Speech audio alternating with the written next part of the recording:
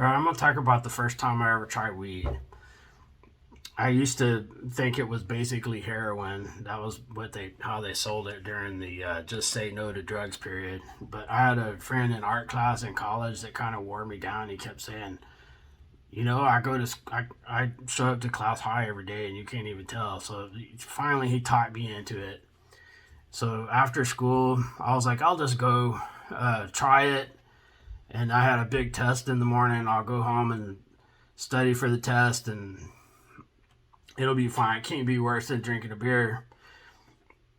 So it turns out that the reason he was being so generous with his weed is that a drug trafficking plane had crashed in a field outside of Victoria, Texas, and the police failed to secure the area. So the local youths were going out and um, loading trash bags full of this Mexican brick weed, and this my friend, we went to his other friend's house in this mobile home, and they were dumping stuff out, shaking weed out, trying to find a bong. So he and I went and took the bong out, but before I left, I ate a brownie.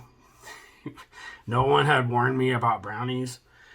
So anyway, we went and hit the bong a little bit in a cul-de-sac, and then went to a Burger King. And I went in and I said, I'll have a Burger King.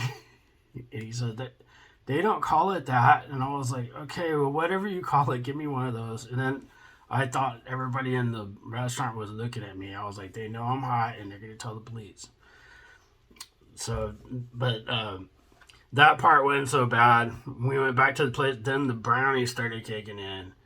And then I was like, oh my God, what have I done? And my friend goes, oh shit, I didn't mean to get you fried.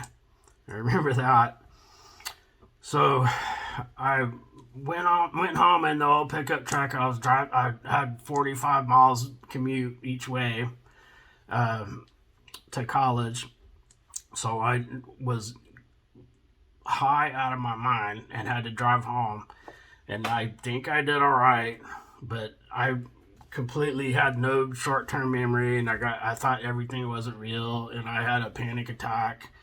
And when I got home, I was so scared I was gonna have a heart attack or something that I actually told my parents, and it caused a big family upset. We were supposed to have liver for dinner, and I think everybody got sandwiches or nothing for dinner.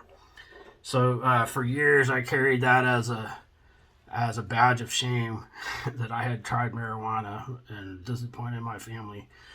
But the interesting thing was, a few days later, I went to the arcade at the mall, and these Mexican dudes were playing video games, and one of them goes, "Have you been out to that field with that where that plane crashed?" And he goes, "Yeah, man, it's free stuff, man." And so that was my first experience. It traumatized me so bad that I didn't try it again for decades.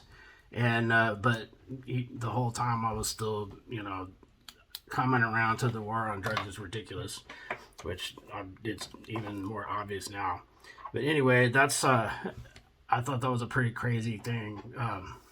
All these basically somebody supplied the whole town of Victoria for free by crashing their plane. Anyway, that's my contribution for 420. Thought I might mention a few things I forgot. First is that what music we were listening to was Ted Nugent, which I thought was kind of funny since he was anti-drug. Get well soon, Ted. The COVID is real. And about the test, there was no way I was going to take a test study for a test and take a test the next day. So I called in sick to school, and I got to do a makeup test in the teacher's office. So everything worked out. And my family eventually decided I wasn't a junkie. So I think we're good. Thanks.